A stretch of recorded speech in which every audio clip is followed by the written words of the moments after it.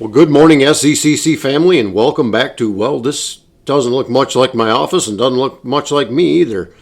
I figured you'd rather look at the Atlantic Ocean right here in Cape Cod than to look at me, so we're going to be doing our reading pointed the other direction, looking at a little bit something different. So stick around as we journey a little bit farther in our Bible. Job 36.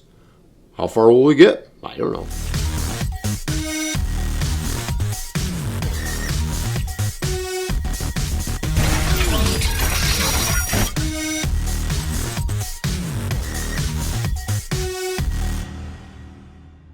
Job 36, and Elihu continued and said, "Bear with me a little, and I will show you, for I have yet something to say on God's behalf. I will get my knowledge from afar and ascribe righteousness to my Maker, for truly my words are not false. One who is perfect in knowledge is with you. Behold, God is mighty and does not despise any. He is mighty in strength of understanding. He does not keep the wicked alive, but gives the afflicted their right. He does not withdraw his eyes from the righteous, but with kings on the throne. He sets them forever, and they are exalted. And if they are bound in chains and caught in the cords of affliction, then he declares to them their work, and their transgressions, that they are behaving arrogantly. He opens their ears to instruction, and commands that they return from iniquity. If they listen and serve him, they complete their days in prosperity, and their years in pleasantness. But if they do not listen, they perish by the sword and die without knowledge. The godless in heart cherish anger. They do not cry for help when he binds them. They die in youth, and their life ends among the cult prostitutes. He delivers the afflicted by their affliction and opens their ear by adversity.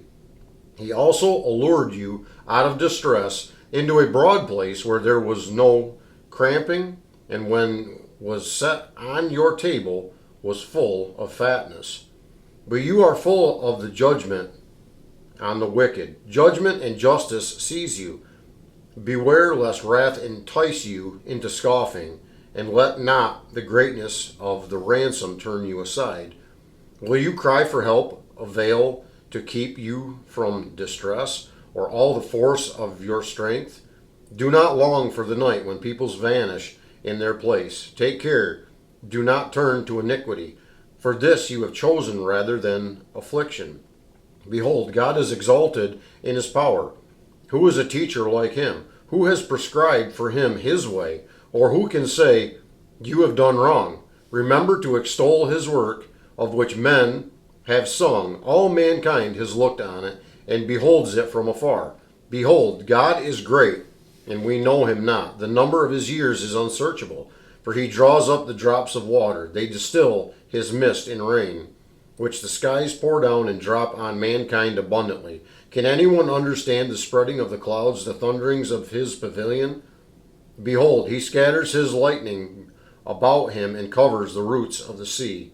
For by these he judges people. He gives food in abundance. He covers his hands with the lightning and commands it to strike the mark. Its crashing declares his presence. The cattle also declare that he rises. Chapter 37.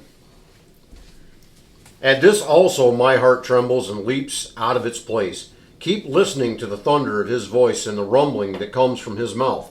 Under the whole heaven he lets it go, and his lightning to the corners of the earth. After it his voice roars. He thunders with majestic voice, and he does not restrain the lightnings when his voice is heard. God thunders wondrously with his voice. He does great things that we cannot comprehend. For the snow, he says, fall on the earth.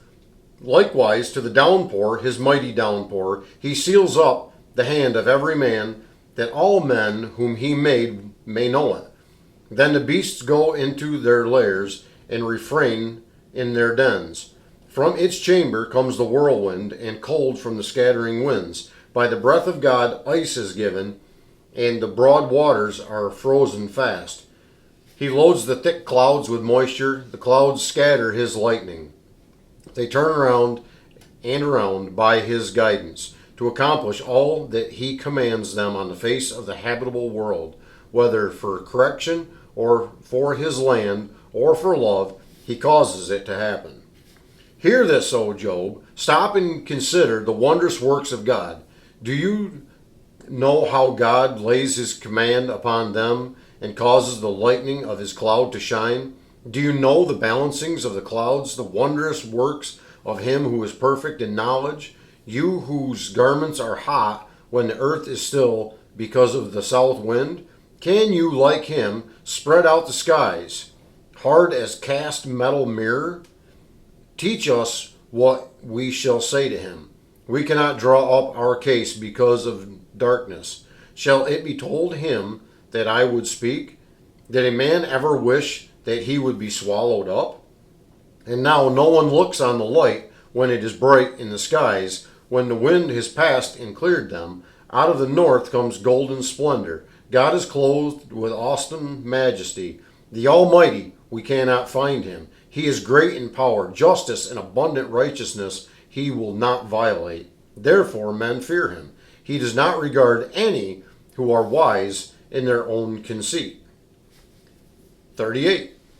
Then the Lord answered Job out of the whirlwind and said, Who is this that darkens counsel by words without knowledge? Dress for action like a man.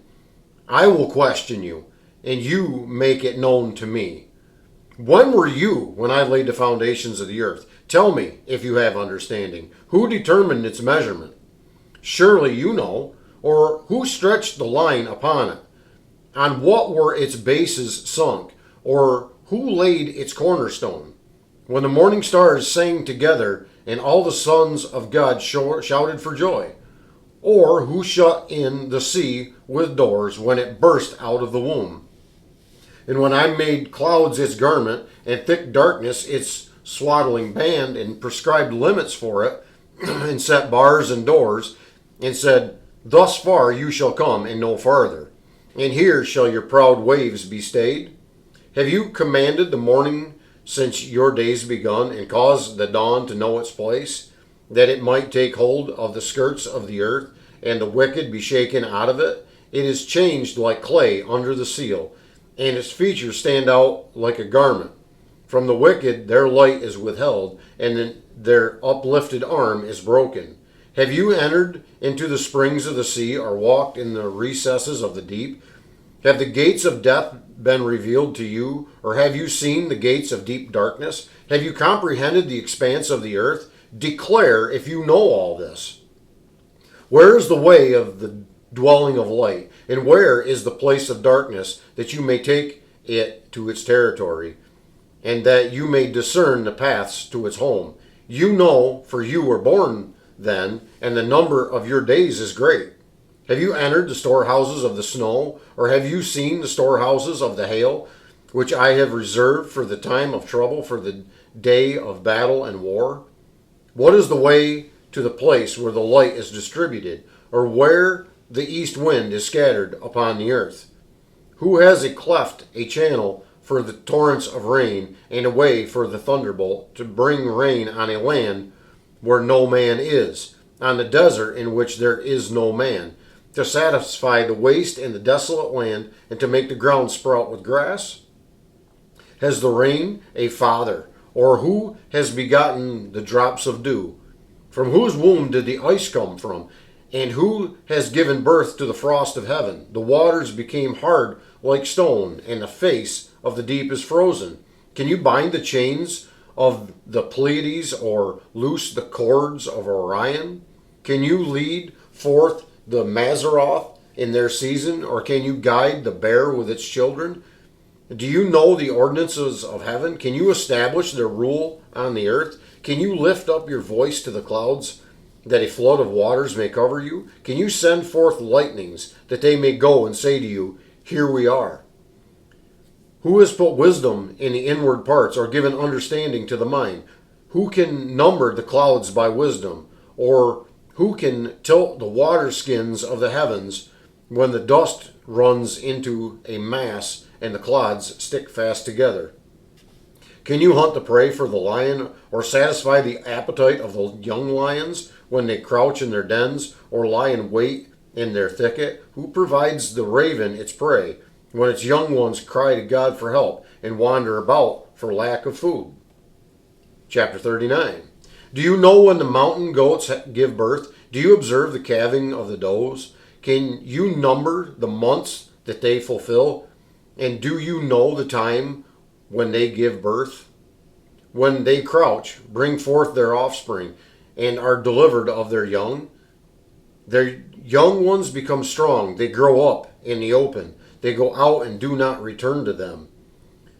Who has let the wild donkey go free? Who has loosed the bonds of the swift donkey, to whom I have given the arid plain for his home, and the salt land for his dwelling place? He scorns the tumult of the city. He hears not the shouts of the driver. He ranges the mountains as his pasture, and he searches after every green thing.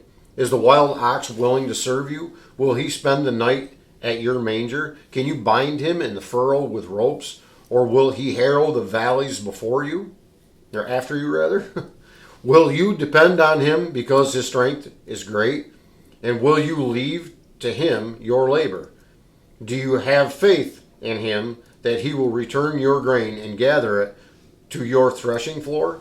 The wings of the ostrich were proudly, but they are the pinions and the plumage of love. For she leaves her eggs to the earth and lets them be warmed on the ground, forgetting that a foot may crush them, and that wild beast may trample them. She deals cruelly with her young, as if they were not hers. Though her labor be in vain, yet she has no fear, because God has made her forget wisdom and given her no share in understanding. When she rouses herself to flee, she laughs at the horse and his rider. Do you give the horse his might? Do you clothe his neck with a mane? Do you make him leap like the locusts? His majestic snorting is terrifying. He paws in the valley and exults in his strength. He goes out to meet the weapons. He laughs at fear and is not dismayed. He does not turn back from the sword. Upon him rattle the quiver, a flashing spear and a javelin. With fierceness and rage he swallows the ground. He cannot stand still at the sound of the trumpet. When the trumpet sounds, he said, Aha! He smells the battle from afar, the thunder of the captains and the shouting. Is it by your understanding that the hawk soars and spreads his wings toward the south? Is it at your command that the eagle mounts up and makes his nest on high? On the rock he dwells and makes his home, on the rock crag and stronghold. From there he spies out the prey. His eyes behold it from far away. His young ones suck up blood, and where the slain are, there he is. Chapter 40. And the Lord said to Job, Shall a fault finder contend with the Almighty? He who argues with God, let him answer it. Then Job answered the Lord and said, Behold, I am of small account. What shall I answer you? I lay my hand on my mouth. I have spoken once, and I will not answer twice. But I will proceed no farther. Then the Lord answered Job out of the whirlwind and said, Dress for action like a man. I will question you, and you will make it known to me. Will you even put me in the wrong? Will you condemn me that you may be in the right? Have you an arm like God? And can you thunder with a voice like his? Adorn yourself with majesty and dignity. Clothe yourself with glory and splendor. Pour out the overflowings of your anger, and look on everyone who is proud and abase him. Look on everyone who is proud and bring him low, and tread down the wicked where they stand. Hide them in the dust together, bind their faces in the world below.